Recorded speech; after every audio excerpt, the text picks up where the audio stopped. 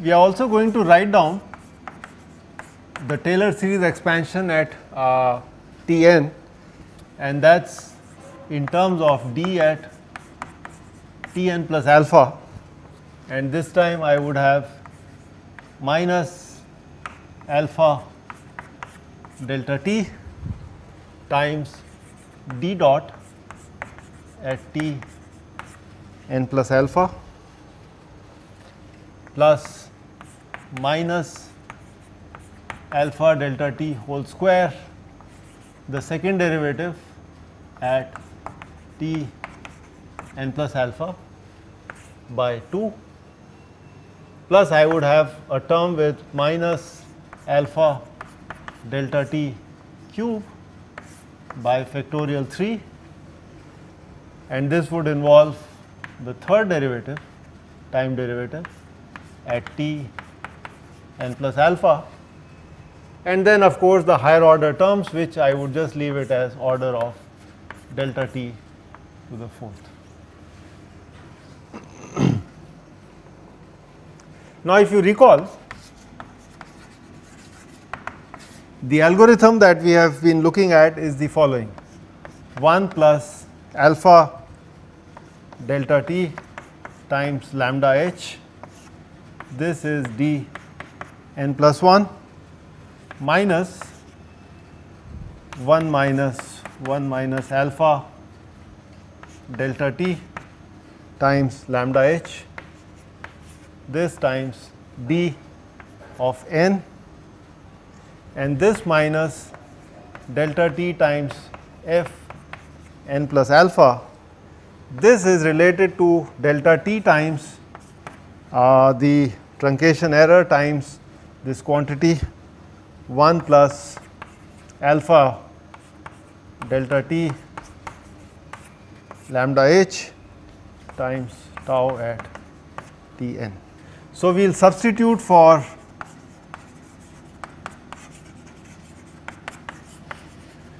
d T n and d T n plus 1 in terms of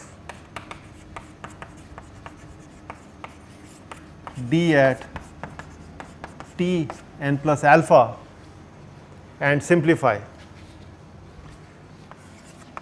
So, I am going to leave this for you, please carry this out, you can substitute, but you are going to see the following. You will see that the truncation error this, okay. So, you should find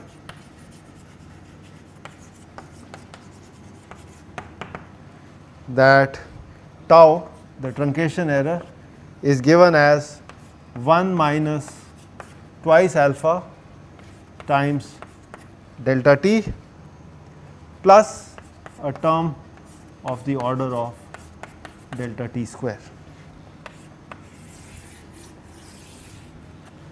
which actually shows that the truncation error is of the order of delta t for all alphas except at alpha equal to a half, where this term disappears and then you get delta t square.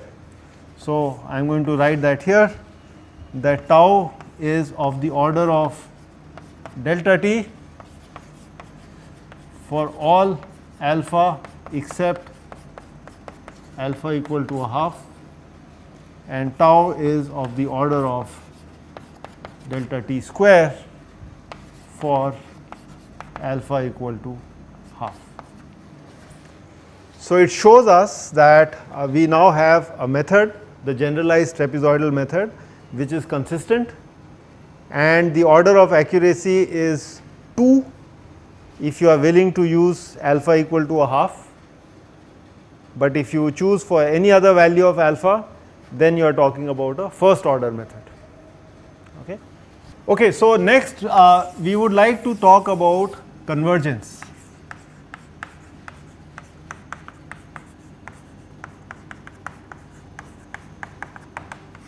So, I had already given you a preview that to show convergence we will need two concepts, stability and consistency. So, for the algorithm that we are using, the trapezoidal rule, we have seen that the method is unconditionally stable if alpha is greater than equal to half, and for values of alpha less than half there is a restriction on the time step, so it is only conditionally stable. And then we have also shown that the algorithm is consistent. So we will now try to use those results and show that we actually have an algorithm which is convergent. So let's write that down. So we'll consider the following equations,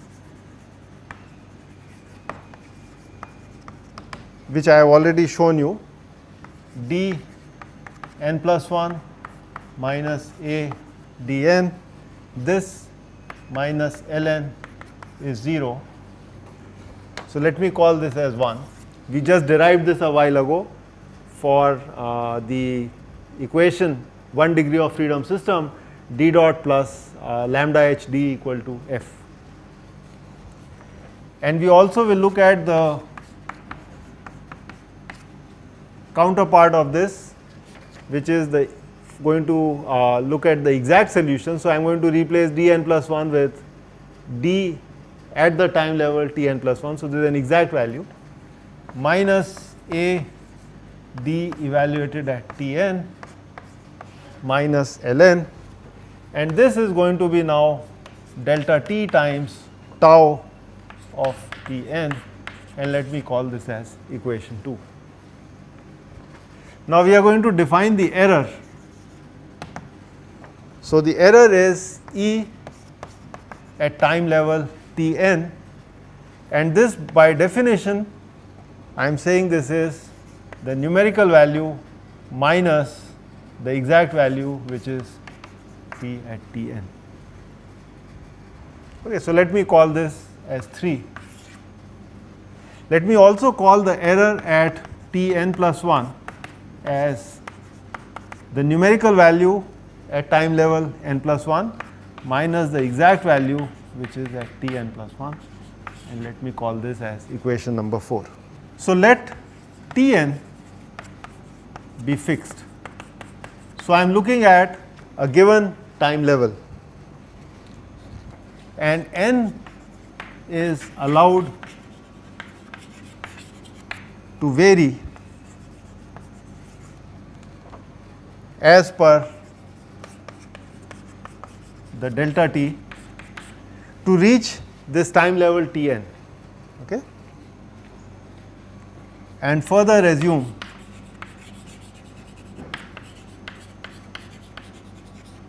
two conditions. First, that the amplification factor is actually less than equal to 1, so we have stability,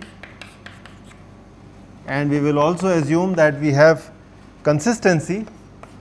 So the truncation error tau is bound by C delta t to the k for all times between 0 to t, and k of course is greater than 0. If this happens, then this implies that the method is convergent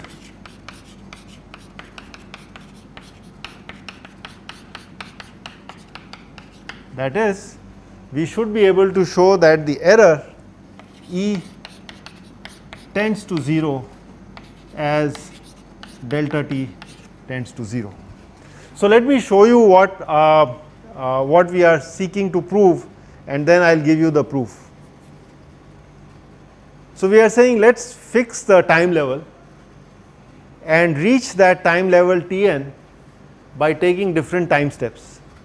So there is a large time step, and I can reach there in fewer number of n, and then there is a smaller time step where I would have to do more time steps as such to reach that time level. Okay. Additionally, I am assuming the method is stable, it is consistent, all these we have seen. Then these put together shows that we have a convergent method. That means the error actually goes to 0 as delta t tends to 0. Okay, so we are going to prove this now. In other words, we are going to prove that stability and consistency, they lead to a convergent method.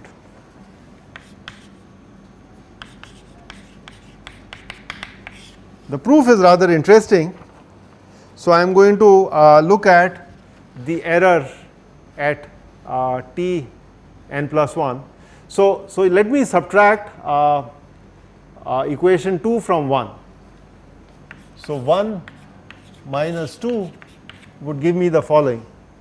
So, I would have d n plus 1 minus d at t n plus 1. So, this would give me error at t n plus 1 minus a of error at t n. These ln would cancel out and I would get a minus delta t of tau at t n.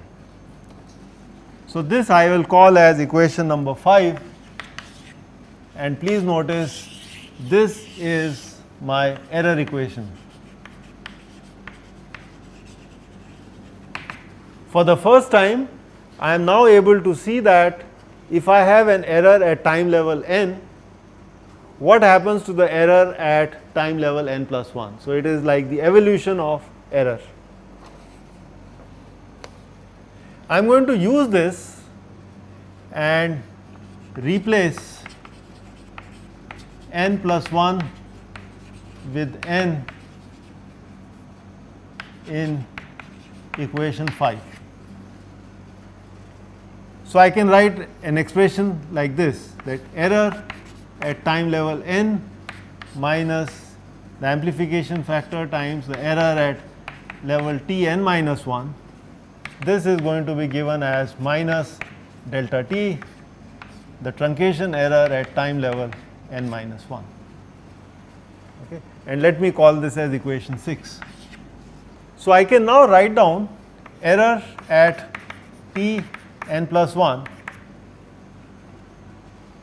So, this is a times e t n, for which I will substitute in terms of the error at level t n minus 1, and this would give me that I have error at a square times e t n minus 1 minus delta t times a, and this is tau t n minus 1 when I substitute it here, and minus delta t times tau at t n. Let me call this as 7. Okay. So, notice what I have done. I have been able to now write down what is the error at level t n plus 1 if I write it in terms of error at level t n minus 1, and I can repeat this and do this for level t n minus 2. So, let me just do this once more for the error at level t n minus 2. So, then I would get an a cube. So, what I will do is I will replace this equation with n minus 1, and here I would get n minus 2, and then I can manipulate and get the equation that I am going to write. So, this will be minus delta t times a square, the error at t n minus 2, minus delta t, the error at t n minus 1, but there will be another a here, and minus delta t times tau t n, and this would be equation 8. Okay. And I can keep repeating this.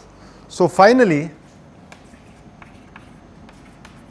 I should be able to get the following, that E at t n plus 1 can be written as a to the n plus 1 times error at t 0 or maybe I should call it just error at time level 0, minus delta t times summation I going from 0 to n. So, I am going to generalize this times a to the I and tau times t n minus I.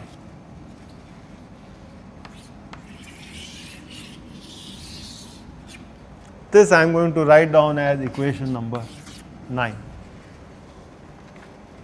Okay. So, I have just generalized the equations 7, 8 to further lower values of time level, and finally, I can get down to the error at level 0 and write it in terms of the error at n plus 1. Of course, there are truncation errors here at all different time levels. So, it is a very useful equation. Now, we are going to use this and try to get a bound on the error here and see what we get. So, first things first, what is the error at t equal to 0? And as we know that here the initial condition has been specified. Okay, so, there is really nothing to compute. So, this actually is 0. So, at time level 0, the error we know is 0. So, this term actually vanishes, okay? And therefore, I am going to write down this E at t n plus 1 as simply minus delta t times summation I going from 0 to n a of I tau of t n minus I. Okay. What I do next is I replace n plus 1 with n, because it is just a dummy variable, and take modulus. So, I am only interested in the size of the error and not the sign as much. So, if I make these changes, then I get error at time level n. The modulus of this is going to be given as delta t. Now, for the summation, this I goes from 0, but this n I am replacing with, so I have replaced n plus 1 with n. So, n I will replace with n minus 1, and this becomes a. So, the modulus of a to the I times the truncation error, which is now at time level n minus 1 minus I, and the modulus of that. Okay. So, we will simplify this further.